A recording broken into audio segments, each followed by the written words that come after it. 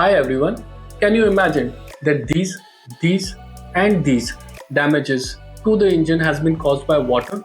No? Okay, just imagine that you are passing through a water-filled road and your car engine stops suddenly.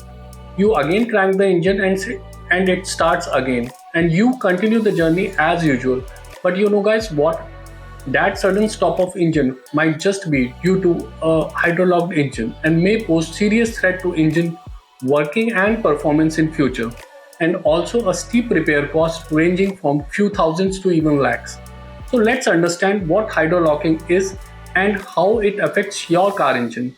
Also, do watch this video till end as I will be sharing something important that will be helpful for you in covering these type of losses.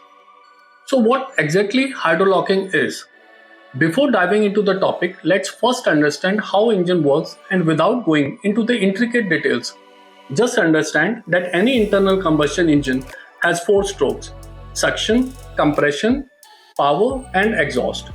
So what happens is that air fuel mixture gets sucked into the cylinder in suction stroke, and then piston compresses the mixture in compression stroke.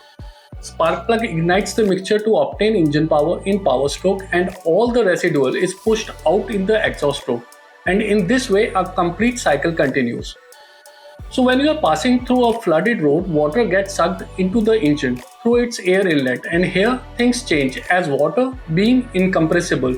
Piston is unable to compress it, and due to engine internal parts movement results in bending of connecting rods, and in severe cases may also break the engine block. Now you may say that air filter is located way above in engine bay and by no way water can reach there. But if you look closely, that air filter might be located way above. However, the inlet pipe is located way below and just above the lower portion of your bumper, and water can easily be sucked inside the engine from there. Symptoms of hydrolocking. Now the question arises that you just cannot prevent the car going on a water-filled road altogether. And even if you pass through it does not mean that engine has got hydrolocked. So how will you know that your engine is hydrolocked and needs to pay attention? Well, there are symptoms that your engine will give you, and if you pay attention then might save yourself from exorbitant cost. First, check the air filter, and if it is soaked in water, then chances are water has entered in the engine. Second, start the engine and open the hood and check for any unusual knocking sound coming from the engine. Third, check for engine oil contamination and if water is mixed with oil. Fourth, loss of power and excessive smoke from exhaust. Preventing hydrolocking. So now the question arises, can hydrolocking be prevented? Well, there are a few things you actually can do to minimize or prevent hydrolocking of engine. And the number one is avoid driving through deep water. But now you will say, how can we gauge the depth of water without going in it? Well, the answer to this is just check that while other cars are passing through the water, how much the wheels are submerged, and if the water level is above the half of the wheel rim, then you should take precaution and avoid that route. This will also avoid entry of water inside the car and on the floor where quite a few electronic components are mounted and can malfunction due to water contact. If your car stops in middle of water, don't just crank the engine repeatedly to start it, as it will further worsen the situation, and instead arrange for towing of the vehicle to nearest repairer.